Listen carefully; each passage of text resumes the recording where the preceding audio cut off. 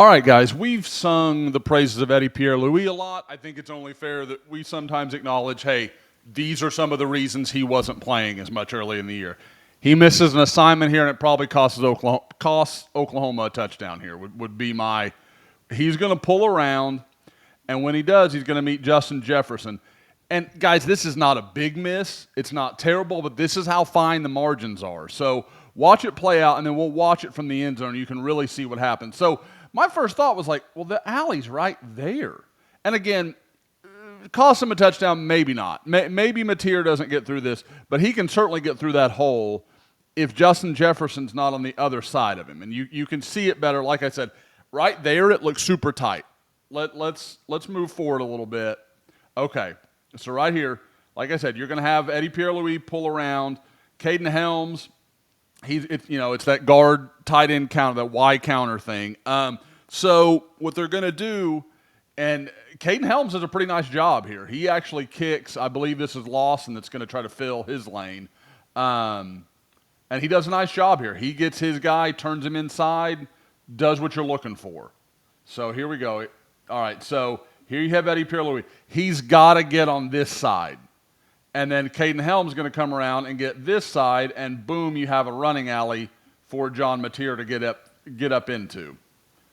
But instead, because look at this here. Again, if Eddie Pierre-Louis is there, it's a foot race between Zabian Brown and John Mateer to get to the goal line. But instead, because Justin Jefferson's that side. Now, I will say, if I'm Mateer, I probably still take this alley because there's nothing out here. The only way that was going to work is if he really was going to throw it here. And Javonte Gibson's got to, this is a separate conversation.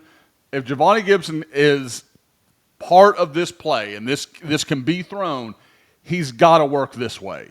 He's got to work back to his quarterback instead of just standing there and letting this guy come and cover him up.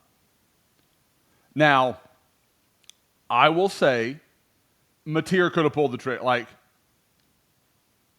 when you're stuffed here, now pull the trigger. Throw it right to here and let Gibson go get it. But Gibson's got to help him. So that's a little bit of both there. And I think I said coming into the play, I wanted to see them run him out wide, put him in a situation like this where you're forcing Keon Sabb and Zabian Brown to make some decisions.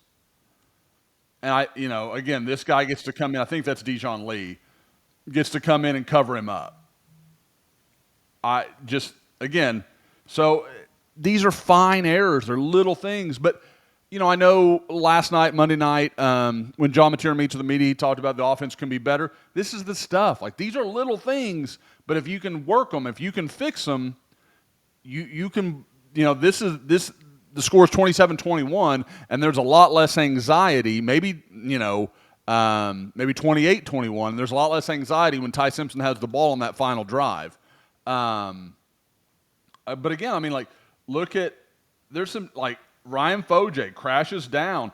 Carson Kent with a nice block. He's coming down. Jake Michael walls off. There's some good stuff happening up here in the front. And the design's pretty good. Because, like I said, you have Javonte Gibson. He's just got to have a better feel for that. He's got to understand, I got to work away from danger.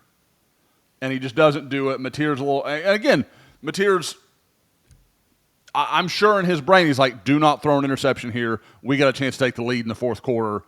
Again, I'm not faulting Mateer's decision to not throw that ball. If Gibson could help him a little bit, it's an easy throw. It's an easy little pitch and catch pop pass.